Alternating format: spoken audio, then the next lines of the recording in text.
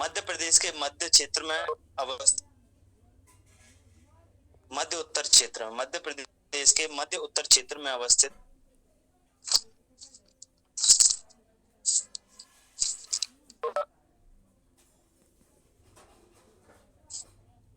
विंध्य कगार प्रदेश, विंध्य कगार प्रदेश है। इस प्रदेश में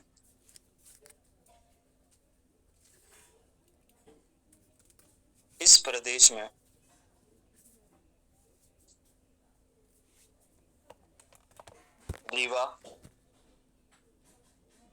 सतना, पन्ना, दमोह जिले शामिल हैं।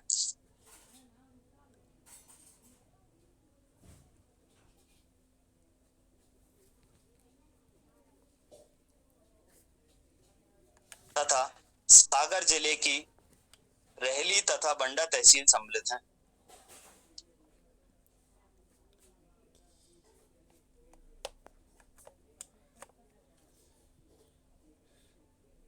सागर जिले की रेहली तथा बंडा तहसील सम्मिलित है। इस प्रदेश का क्षेत्रफल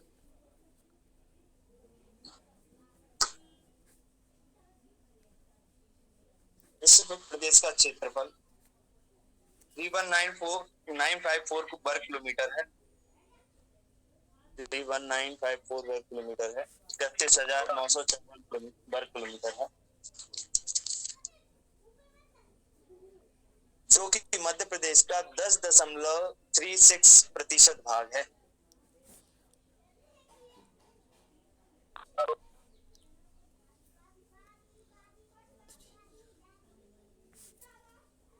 जो कि 10.36%, 10.36% भाग है। कर्क रेखा इस क्षेत्र के दक्षिणी सीमा कर्क रेखा इस क्षेत्र के दक्षिणी सीमा से ऊपर गुजरती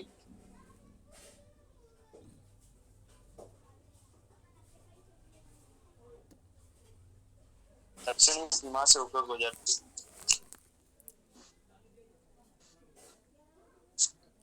इस पठार का निर्माण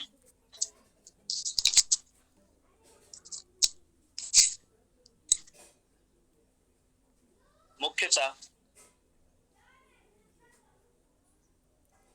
विंध्य शैल समूह से हुआ है।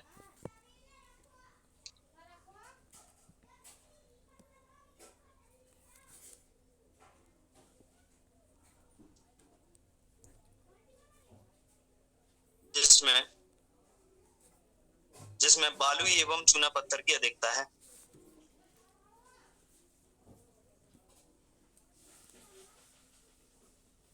इस पठार की औसत ऊंचाई 400 मीटर है।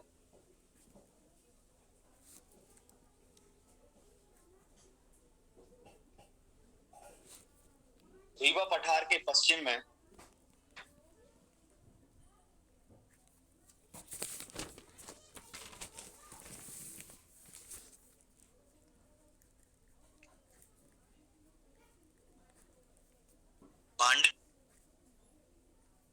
भांडेर एक छोटा पठार है।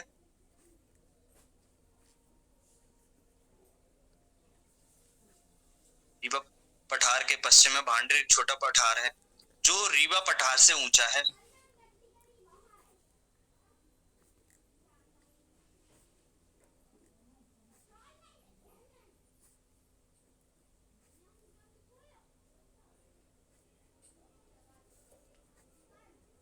इस प्रदेश में प्रमुख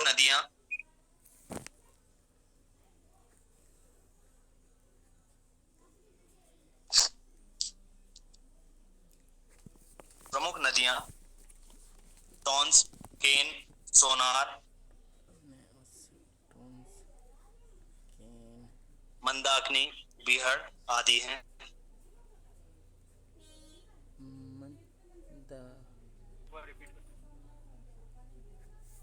टॉन्स, केल, सोनार, मंदाकिनी, बिहड़ आदि।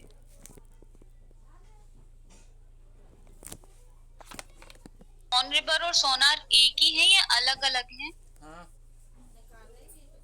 सोनार अलग है, केन अलग है, बिल्कुल नहीं। बिहड़ अलग है, कौन सा अलग है? SON सोन रिवर। नहीं, सोन अलग है, सोनार अलग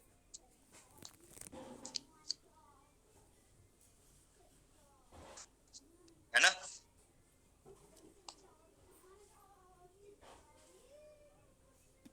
चलो अगली अगली लाइन से लिखो, अगले पैराग्राफ चेंज करके लिखो। प्रदेश में औसत वर्षा लगभग 125 सेंटीमीटर है,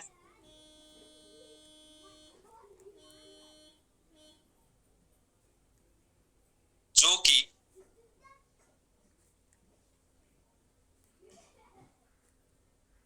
यहाँ की कृषि के लिए पर्याप्त है, जो कि यहाँ की कृषि के लिए पर्याप्त है।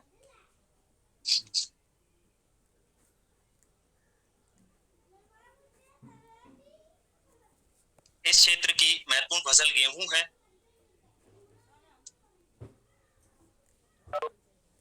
इस क्षेत्र की महत्वपूर्ण फसल गेहूं है।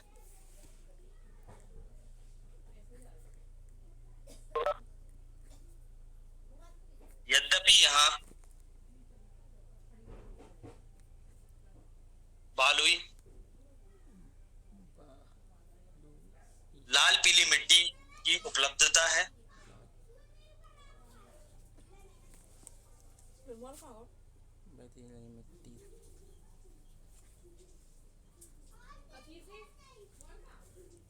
जो इस क्षेत्र में लाल पीली मिट्टी है, लेकिन बहुत सारी नदियां जो हैं, जैसे कि हम बोले कि जो इस क्षेत्र से आती, जैसे सोन नदी है, टोंस है, ठीक है ना।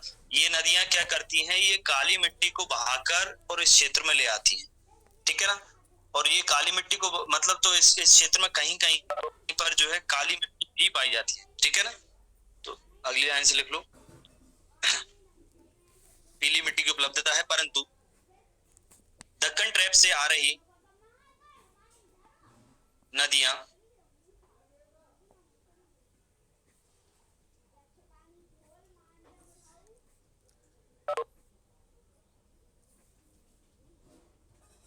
काली मिट्टी की तह में काली मिट्टी को बहाकर लाती हैं।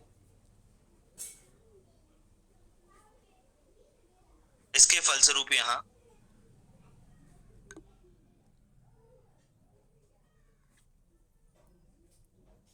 कहीं कहीं काली मिट्टी की भी उपलब्धता है।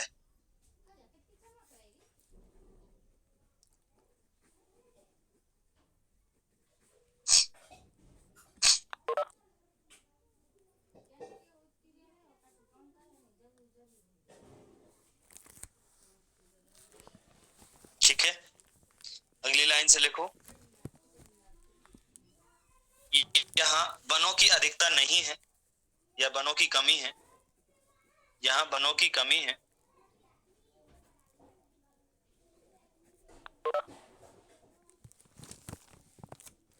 यहाँ के वनों को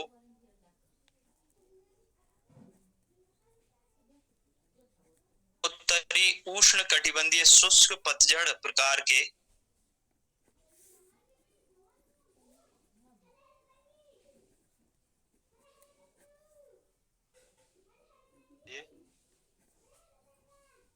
उत्तरी उष्ण कटिबंधीय शुष्क पतझड़ प्रकार के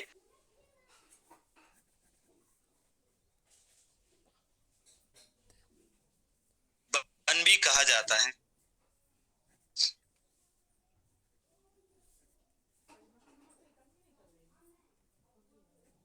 वन संपदाओं में सागौन और साल प्रमुख है।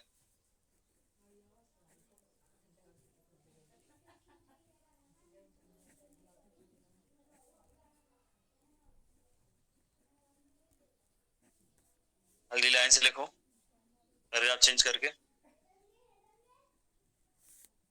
इस पठार में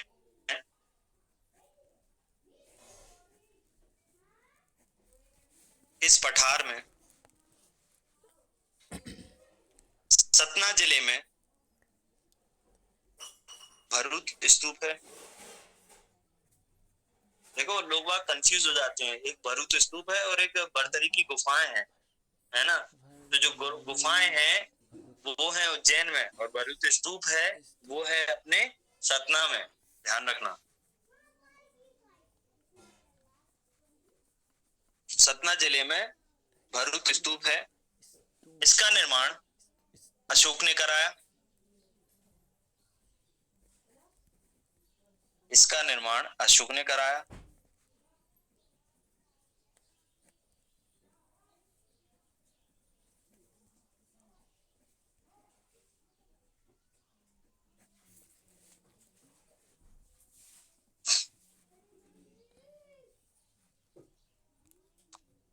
और आधुनिक काल में इसकी खोज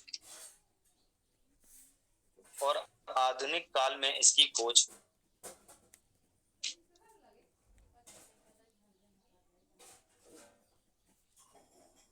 किसने की थी?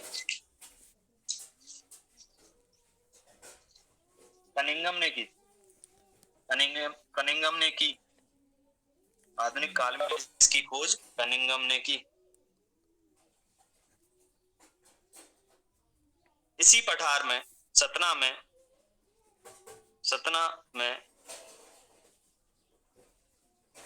मैहर में मां शारदा पीठ है।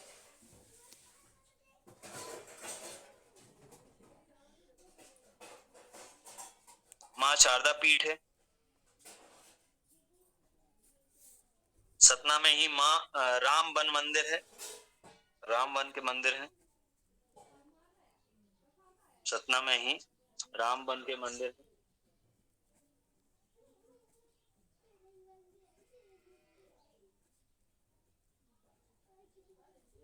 सतना में ही चित्रकूट पवित्र नगरी है।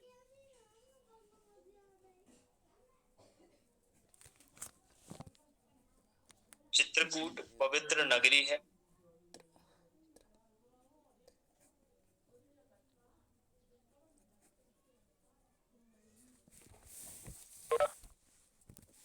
यहाँ सती अनसुईया आश्रम में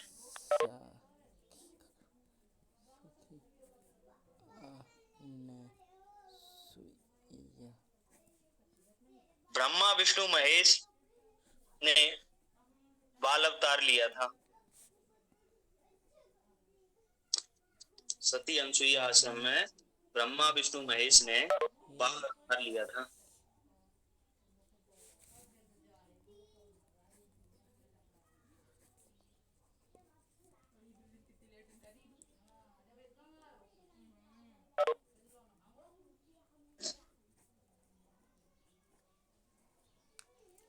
चित्रकूट में ही मंदाकिनी, पवित्र मंदाकिनी बहती है।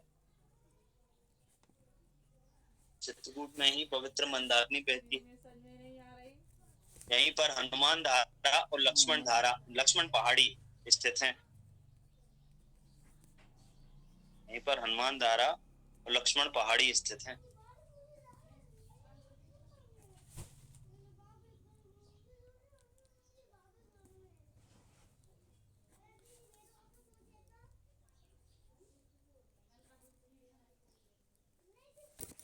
इस पठार में रेवाड़ी, बुंदेलखंडी और बघेलखंडी बोली बोली जाती हैं। असल में रेवाड़ी, बुंदेलखंडी और बघेलखंडी का मिश्रण ही है।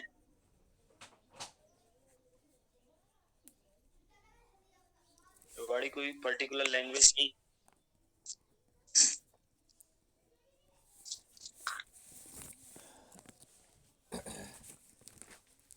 रेवाड़ी, बुंदेलखंडी और थर्ड कौन सी थी? बघेलखंडी। रेवाड़ी, बुंदेलखंडी, बघेलखंडी। पैराग्राफ चेंज करके लिखो।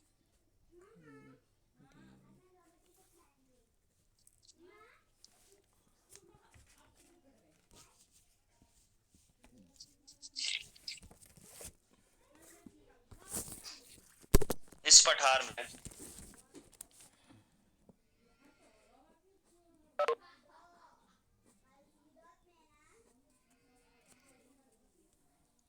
में चूने का पत्थर, हॉर्नस्टोन, बलुआ पत्थर, हेमेटाइट तथा क्वार्ट्ज की तह मिलती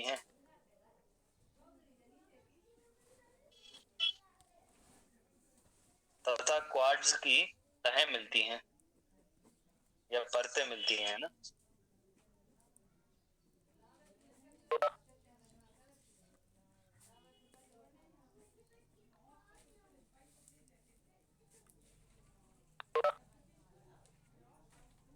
इस पठार में सतना, रीवा और कटनी में चूना पत्थर और बॉक्साइट बड़ी मात्रा में भंडारित है।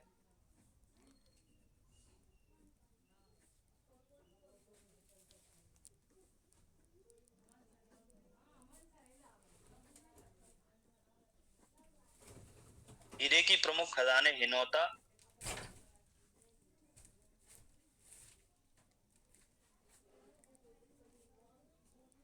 पन्ना जिले में इसी पठार में है।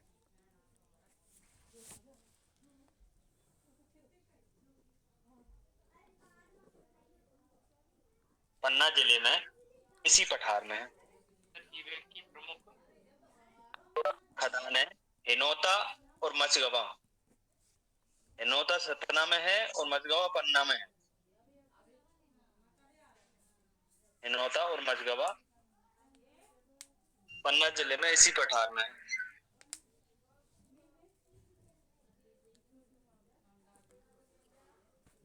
तथा सीमेंट के सर्वाधिक कारखाने इसी पठार में हैं। जैसे मैयर में बिरला सीमेंट, सतना में बिरला और प्रिज्म सीमेंट,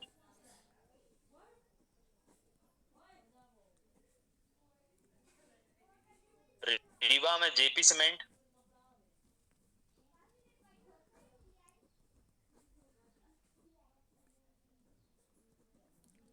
कटनी में एसीसी सीमेंट,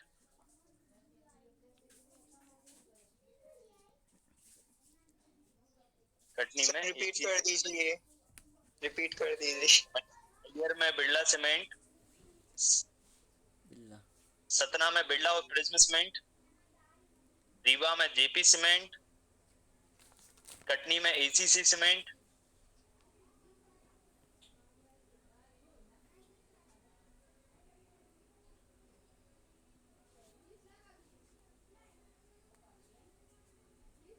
इसीलिए इस पठार को सीमेंट का घर कहा जाता है।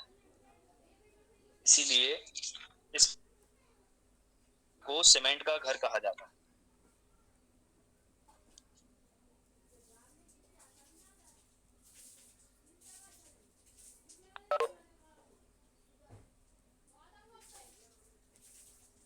ठीक है, ये आपका हो गया रीवा पन्ना। चचाई फॉल भी इसी प्लेट्यू में है। क्या? चचाई फॉल। हाँ, इसी प्लेटू में है। हेड नदी पर चचाई फॉल बनता है, जो कि मध्य प्रदेश का सबसे ऊंचा वाटरफॉल है। ठीक है ना। बाकी और नदी वगैरह पढ़ेंगे तो उसमें लिख लेंगे, कोई दिक्कत नहीं है। जिसको यहाँ भी लिखना हो वो लिख सकता है। बियर रिवर पर बनता है चचाई फॉल, मध्य प्रदेश का सबसे ऊंचा वाटरफॉल है वो, है ना। हाँ, नदियों में लिख लोगे तो ज्यादा है। मैं सब पढ़ाऊंगा, एक एक वाटरफॉल बहुत सारे हैं। केवटी है, बहुटी है ना, अपना कपिल धारा, दुख धारा, जिस जिस नदी पे जो जो बनते हैं वो सब लिखवाऊंगा आगे, है ना। ठीक है, अगली हेडिंग डालो। दिमाग से लिखा देगा। और बच्चा है हमारा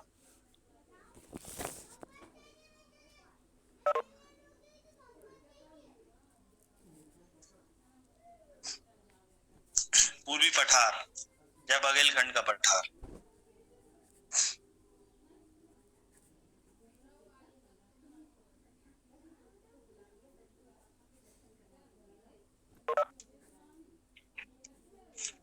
इसकी क्या खास बात है पूर्वी पठार की, बघेलखंड की पठार की?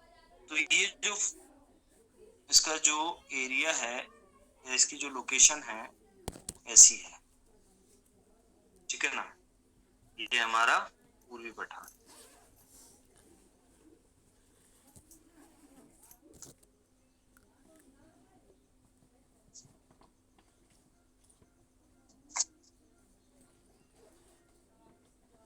ठीक है ना। अब ये मध्य प्रदेश के जो है ईस्टर्न पार्ट में है, ठीक है ना। मध्य प्रदेश के उत्तर पूर्वी भाग में छत्तीसगढ़ से लगा हुआ ये पार्ट है, ठीक है ना। बघेलखंड जो है मुख्य रूप से छत्तीसगढ़ से लगा हुआ है, ठीक है ना। जब हम जैसे अभी कोई बच्चा पूछ रहा था कल कि छत्तीसगढ़ को धान का कटोरा कहा जाता है सर, ऐसा क्यों? इस पठार में जो हमारा जो बघेलखंड का कुछ पार्ट है जो कहाँ चला गया है, हमारे छत्तीसगढ़ में। और इस पठार, ये पठार बहुत इंपोर्टेंट था, चाहे वो मिनरल की वजह से, चाहे वो आपके क्या बोलते हैं एग्रीकल्चर की वजह से, क्योंकि इस पठार में हमारे मध्य प्रदेश का सबसे ज्यादा चावल प्रोडक्शन होता है, वो इसी पठार में होता है आज भी, ठीक है ना। तो इसका कुछ पार्ट हमारे छत्तीसगढ़ में चला गया, तो छत्तीसगढ़ में भी उत्पादन होने लगा। तो ये जो पठार है मध्य प्रदेश के ईस्टर्न में है, इसका कुछ पार्ट जो है छत्तीसगढ़ में चला गया। इसके अंतर्गत आने वाले जो जिले हैं वो जैसे हम देखें शहडोल है, सिंगरौली है, अनूपपुर है, सीधी है और कटनी को कुछ पार्ट। तो ये जो जिले हैं मुख्य रूप से इसमें आते हैं। अब शहडोल, सिंगरौली अपना ईस्टर्न डिस्ट्रिक्ट जो आता है वो किस में आता है, हमारे बघेलखंड या पूर्वी पठार में आता है, ठीक है ना।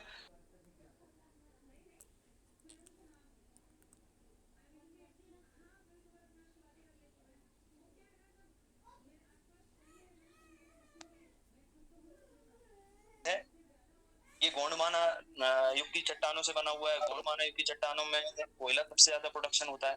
विंध्य शैल समूह की चट्टानों का भी इसमें कुछ पार्ट है, और धारवाड़ युगीन चट्टाने भी है।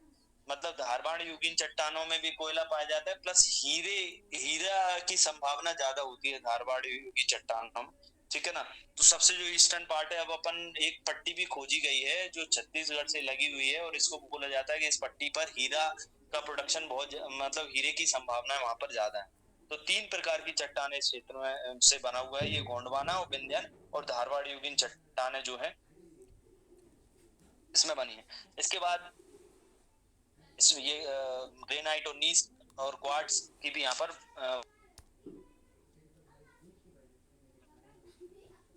दिखता है, ठीक है ना। अब बात करते हैं, सबसे पूर्वी जिला इसी में शामिल है सिंगरौली में ही हमारी ऊर्जा राजधानी बैठन जो है, क्योंकि यहाँ पर कोयला प्रोडक्शन सबसे ज्यादा होता है। भारत का सबसे बड़ा विद्युत ताप गृह, ठीक है ना, भारत का सबसे बड़ा है, ध्यान रखना।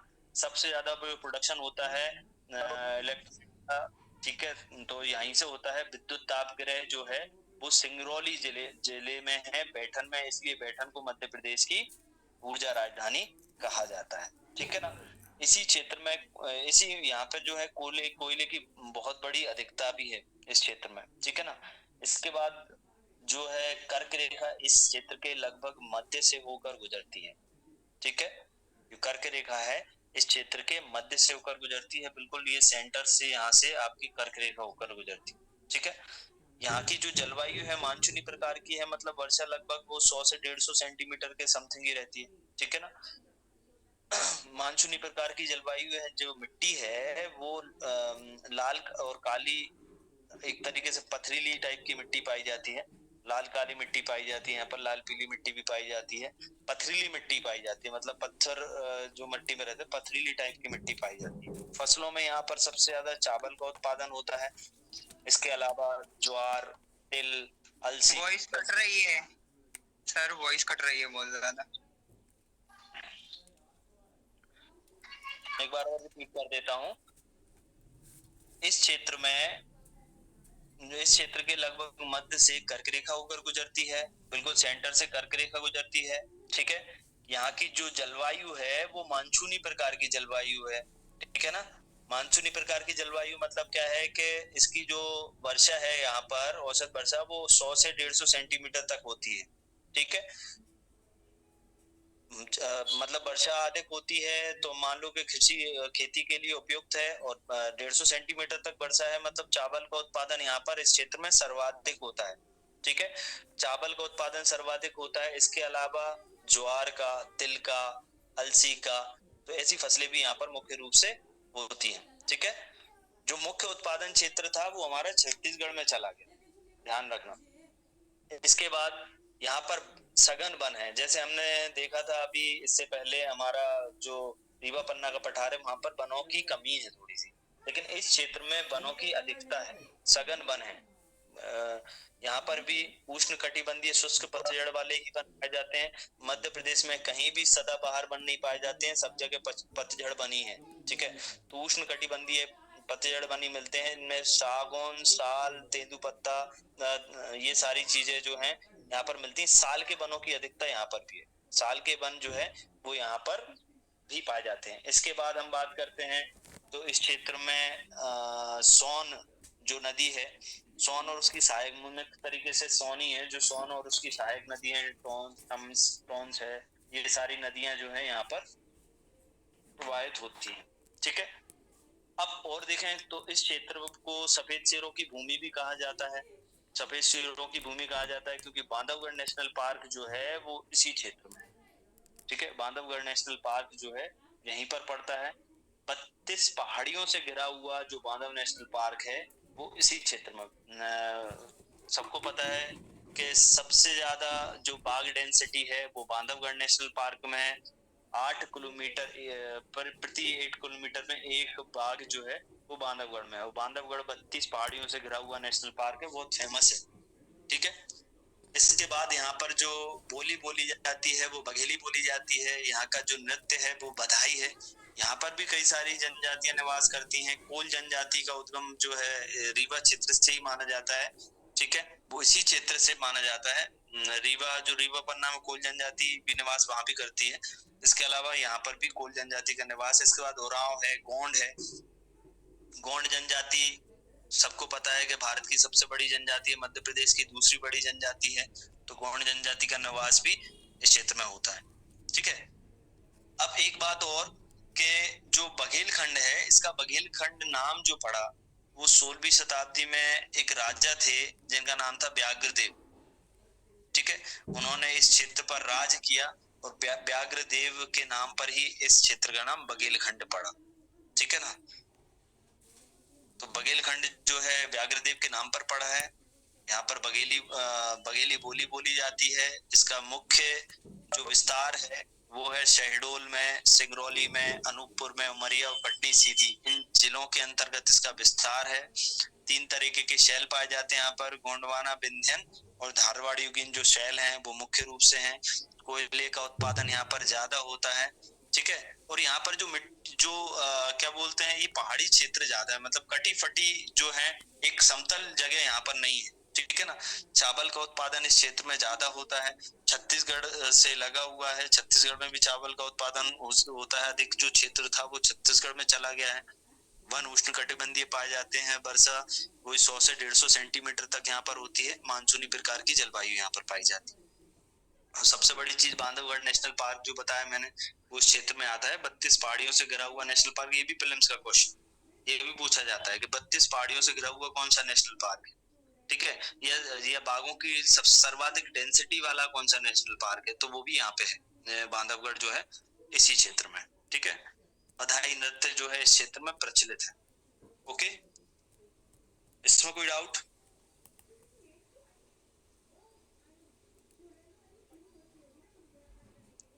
लिखे क्या? आपने जो अभी लिखा है ना रीवा पन्ना का पठार, हाँ, उसमें आपने लिखा है भरूच के स्तूप का निर्माण अशोक ने करवाया था, पर तो शायद पुष्यमित्र शुंग ने करवाया था। नहीं, अशोक नहीं करवाया था।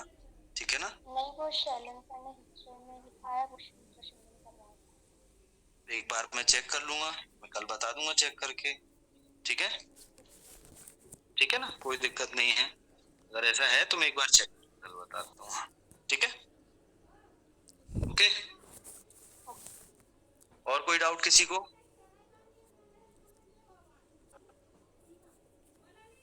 नो स्टडी नो डाउट, है ना। चलो हेडिंग डालो, बघेलखंड का पठार। ये जो व्हाइट टाइगर सफारी है वो रीवा जिले में आती है, सतना जिले में? ये आती है एक्चुअल में, हम बोले तो मुकुंदपुर जो है वो सतना जिले में है, लेकिन रीवा से लगा हुआ है। मतलब जो एंड पार्ट है बॉर्डर पे ही है, मतलब, है ना। सतना में ही आता है मुकुंदपुर वैसे, ठीक है ना, लेकिन रीवा के बॉर्डर पे ही है बिल्कुल, ठीक है। सतना जिले में आता है मुकुंदपुर। चलो ठीक है।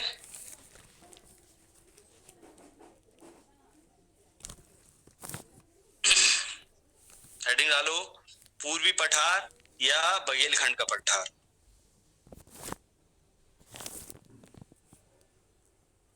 यह मध्य प्रदेश राज्य के उत्तर पूर्व में स्थित है।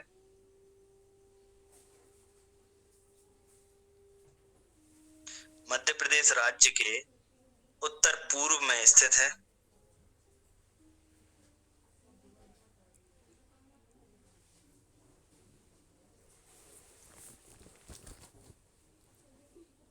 बघेलखंड के पठार का कुछ क्षेत्र, बघेलखंड के पठार का कुछ क्षेत्र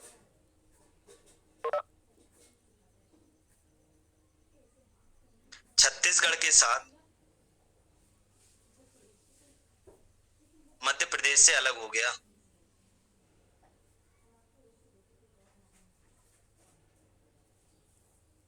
वर्तमान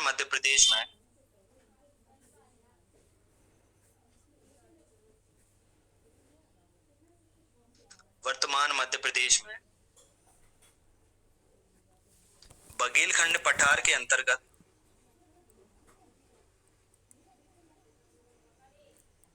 आने वाले मुख्य जिले, बघेलखंड पठार के अंतर्गत आने वाले मुख्य जिले शहडोल, सिंगरौली, अनूपपुर, उमरिया, कटनी और सीधी हैं।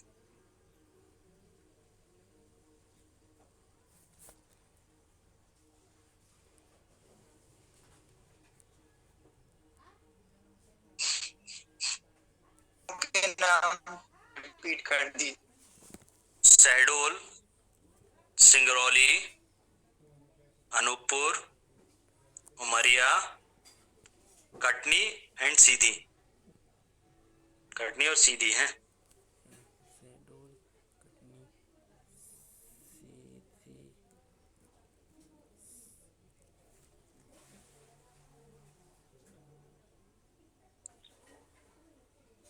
ठीक है, ये लिखने की जरूरत नहीं है, पहले बता चुका हूँ। सिंगरौली जो है वो ईस्टर्न डिस्ट्रिक्ट है, ठीक है, मध्य प्रदेश का। ऐसे लिख सकते हो, प्रदेश का सबसे पूर्वी जिला सिंगरौली इसी पठार में स्थित है।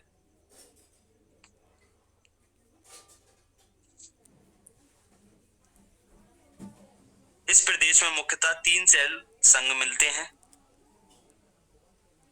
3 सेल संघ मिलते हैं। गोंडवाना,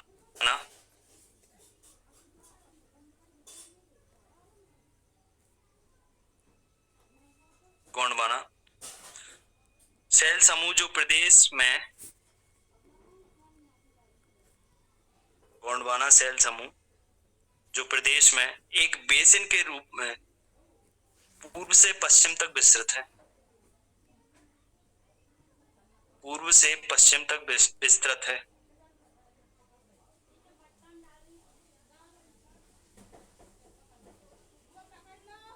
दूसरा लिखो, विंध्य सेल संघ जो सोन घाटी में मिलते हैं।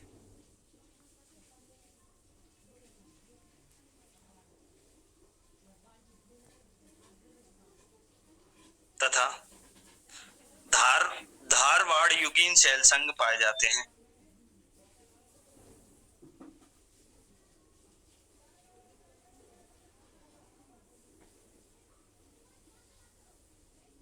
धारवाड़ युगीन सेल संघ पाए जाते हैं।